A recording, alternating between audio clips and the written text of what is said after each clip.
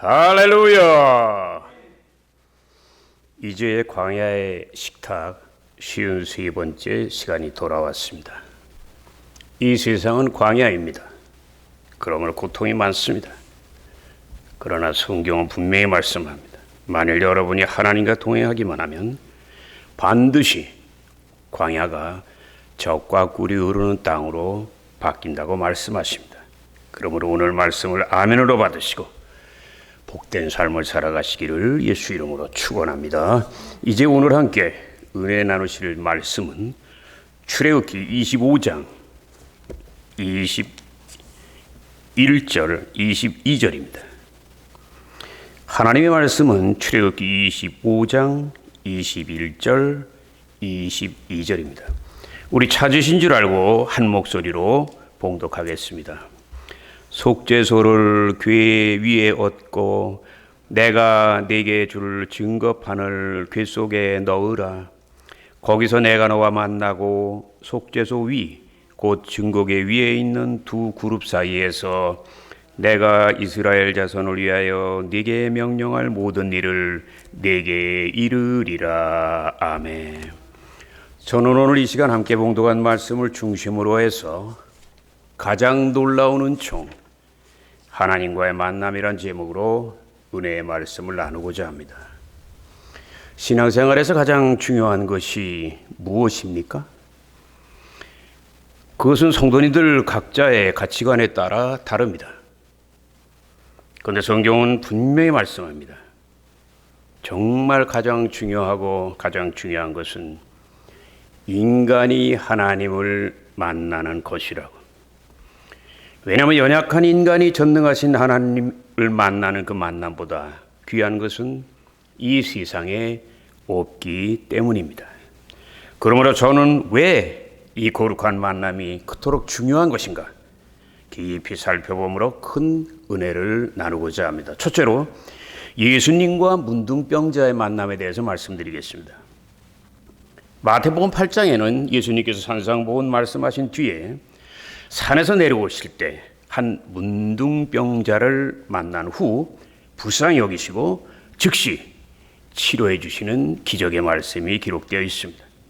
그런데 이 말씀을 자세히 살펴보면 이 기적은 결코 우연히 일어난 일이 아니었습니다. 왜냐하면 문둥병자가 예수님께 절을 했다 이렇게 기록되어 있는데 이 말의 원어는 무릎을 꿇었다는 말씀입니다. 이 말씀은 곧 예수님을 구세주로 경배한 것을 의미합니다. 더욱이 이 사람은 믿음으로 간절히 기도했습니다. 주님께서 원하시면 저를 깨끗하게 하실 수 있나이다. 그러므로 우리는 이 말씀을 통해서 예수님과 이 사람을 연결해준 결정적인 연결의 고리는 바로 믿음인 것을 믿으시기를 주의 이름으로 축원합니다. 그런데 예수님이 문둥병자를 치료하신 이 기적 속에는 매우 중요한 교훈이 들어있어요. 왜냐하면 문둥병은 구약 성경을 보면 죄의 결과로 간주가 되었어요. 더욱이 부정한 병으로 취급받았기 때문에 혼자서 살아야 됩니다. 다시 말하면 신앙 공동체에서 버림받고 죽은 목숨같이 살아야 된다는 이야기입니다. 그러나 이 저주받은 문둥병자는 예수님을 만나므로 깨끗하게 치료받고 저주에서 노인받고 새로운 삶을 살게 된 걸 믿으시기를 주의 이름으로 축원합니다. 그러므로 우리는 놀라운 사건을 통하여 두 가지 사실을 알 수 있잖아요. 이제 예수님을 통하여 율법의 저주가 은혜와 축복으로 바뀌게 되고 슬픔과 고통이 기쁨과 감격으로 바뀌는 새로운 신약 시대가 시작된 걸 믿으시기를 예수 이름으로 축원합니다. 그러므로 오늘 예수님이 문둥병자를 치료하신 사건은 결코 한 인간의 치료로 끝나는 게 아니에요. 아담 이래 온갖 죄와 저주 아래 고통당하는 이 세상의 많은 사람들을 치료하고 해방시켜주고 회복시키는 복음의 시대가 새롭게 시작된 것을 알려주는 신호탄 같은 사건인 걸 믿으시기를 예수 이름으로 축원합니다. 그런데 우리가 반드시 기억해야 될 한 가지 사실은 오늘 놀라운 기적을 체험한 이 문둥병자가 바로 사실은 십자가 아래서 구원받은 저와 여러분의 이야기인 걸 믿으시면 한 손 들고 아멘! 그러므로 우리는 예수님께 받은 크신 은혜를 결코 잊지 말고 평생 감사하며 생명으로 받은 은혜 땀으로 보답하는 저와 여러분 되시기를 예수 이름으로 축원합니다. 예수 이름으로 축원합니다. 두 번째, 성막과 하나님과의 만남입니다. 이스라엘 민족을 에집트에서 구원하신 하나님은 광야에서 그들과 동행하시고 인도하시고 축복을 주시기 위하여 모세에게 성막을 건축할 것을 명령하십니다. 근데 성막에는 여러 가지 성물이 있습니다. 번제단, 물두멍, 떡상, 등대, 분향단. 근데 이 5가지 성물보다 더 중요한 것 한 곳이 있다고 성경은 말씀하십니다. 그것이 바로 속죄소입니다. 그것이 바로 속죄소입니다. 이곳은 법궤를 덮고 있는 그 덮개예요. 성막의 많은 구조물 중에서 가장 중요한 곳이에요. 왜냐하면 이곳이 바로 거룩하신 하나님, 전능하신 하나님이 임재하는 장소인 걸 믿으시기를 주의 이름으로 축원합니다. 그런데 하나님께서 출애굽기 25장 22절에 이렇게 말씀하십니다. 내가 거기서 너를 만나리라. 내가 거기서 너를 만나리라. 그러므로 우리는 이 사실을 통하여 신앙생활에서 가장 중요한 것은 바로 하나님과의 만남, 하나님과의 만남인 걸 알 수가 있습니다. 그렇다면 어떻게 우리가 하나님을 만날 수 있습니까? 그 비결은 성막 안에 있는 5가지 성물의 영적인 의미를 깊이 깨닫고 실천하면 우리는 분명히 하나님을 만납니다. 첫째로 번제단이 있습니다. 이것은 제물을 죽인 후에 태우는 것입니다. 그러므로 우리는 신앙생활에서 가장 힘쓸 것이 바로 나 자신을 늘 죽이고 내 육체를 자꾸만 부인하는 그러한 삶을 살아야 될 걸 믿으시기를 예수 이름으로 축원합니다. 두 번째는 물두멍이에요. 이 물두멍은 제사장들이 손과 발을 씻는 곳이에요. 이것은 오늘날 매일 자신의 죄를 회개하기를 힘쓰는 것을 의미하죠. 세 번째는 떡상입니다. 12개의 떡을 올려놓은 상. 늘 영적인 양식인 진리와 생명의 말씀을 묵상하고 깨닫고 실천하기를 힘쓰는 삶을 의미합니다. 네 번째는 등대입니다. 7개의 등이 달려있는 등대. 이것은 영적으로 오늘날 성령의 빛과 생명으로 충만한 것을 의미합니다. 5번째는 분향단이에요. 하나님께 향을 태워 올려드리는 것. 이것은 성도의 간절한 기도를 의미하는 것이죠. 그러므로 우리가 이 5가지 복된 믿음을 갖기 힘쓰며 열심히 신앙생활을 한다면 반드시 저와 여러분은 하나님을 만나는 세상에서 가장 큰 신앙생활에서 가장 중요한 하나님을 만나는 영광을 만나게 될 걸 믿으시기를 예수 이름으로 축원합니다. 이제 다 같이 따라하시기 바랍니다. 하나님을 만나는 5가지 비결.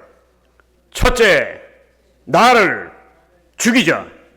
둘째, 늘 회개하자. 셋째, 말씀을 묵상하자. 넷째, 성령으로 충만하자. 5번째, 간절히 기도하자. 여러분 하나님을 만나기 원하시면 아멘. 매일 자기를 죽이시기 바랍니다. 늘 회개에 힘쓰시기를 바랍니다. 말씀을 묵상하기를 바랍니다. 그리고 성령으로 충만하세요. 그리고 마지막에는 생명을 다해서 기도하세요. 그럼 그 하나님이 여러분을 만나시고 하나님이 어떤 분인가 여러분에게 알려줄 걸 믿고 다시 한번 힘을 내는 저와 여러분 되시기를 예수 이름으로 축원합니다. 예수 이름으로 축원합니다. 믿습니까? 이제 끝으로 세 번째 나의 간증을 말씀드리겠습니다. 내가 큰 교통사고를 당한 것은 26살 때였어. 목사가 되기 싫어 외국으로 도망갈 계획을 세웠어. 출국하기 한 달 전에 답답한 마음을 달래기 위해서 사이클을 타고 임진각을 다녀오다가 무면허 트럭에 부딪혔어요. 그리고 나는 사이클에서 공중으로 날아가다 땅바닥에 떨어졌어요. 그때 나는 정말 많이 다쳤습니다. 콩팥 하나가 터졌지, 췌장이 터졌지, 비장을 잘라냈지, 작은 청자가 8군데 터졌지. 큰 창자 2군데 잘라냈지, 대퇴골이 부러졌지, 턱이 크게 찢어졌지, 발등의 살점은 떨어져 나갔지. 의식을 잃은 것이 1달, 병원 입원이 1년이었습니다. 그러나 하나님의 은혜로 죽지 않고 살아날 수 있었어요. 그걸 마땅히 나는 감사했어야 돼요. 근데 나는 감사하지 않았어요. 왜냐하면 다쳐도 너무 지독하게 다쳤고 늘 생사를 왔다 갔다 하는 엄청난 고통을 겪고 몸이 엉망진창이었기 때문입니다. 그러므로 회개한 뒤에 순종하며 목사가 되겠다고 해야 되는데 나는 마땅히 그렇게 하지 않고 청개구리처럼 계속 하나님께 반항을 했어요. 결국 하나님께서 고집센 나를 항복시키기 위하여 마지막 카드를 준비하셨어요. 근데 그것은 나를 케어시키기가 충분했어요. 왜냐하면 도저히 이해할 수 없는 이상 증세가 내 몸에 생긴 거예요. 배 수술만 2번을 했는데 그 꿰맨 자국 안쪽에 인조실이 녹아야 정상이에요. 근데 계속 녹지를 않고 염증을 일으키는 거예요. 심할 때는 10군데 이상 수술 자국에서 고름이 올라오는 거예요. 근데 심각한 문제는 뱃속의 실밥이 의사의 눈에는 보이지를 않는다는 거예요. 그러므로 할 수 있는 것은 숨어있는 실밥을 꺼내기 위하여 하루에 1번씩 드레싱을 하는데 긴 핀셋을 뱃속에 복강까지 집어넣고 위아래로 훑어내는 거야. 나오면 다행이고 안 나오면 그만이고. 기가 막힌 건 실밥은 1달에 1개 정도 나올까 말까요. 더군다나 어떤 상처는 1년에 단 1번도 실밥이 안 나와요. 더 놀라운 건 어떤 장소는 실밥이 나왔는데 또 나와. 더욱이 안타까운 건 처음엔 마취하더니 의사가 난 바쁘고 힘드니까 마취하지 말지. 그러시라고. 하루에 1번씩 기가 막힌 나는 고문을 당하지. 얼마나 통증이 심한지 한번 후비고 나면 30분 동안은 허리를 펴지를 못해요. 나는 하루에 1번씩 기막힌 고문을 당하지.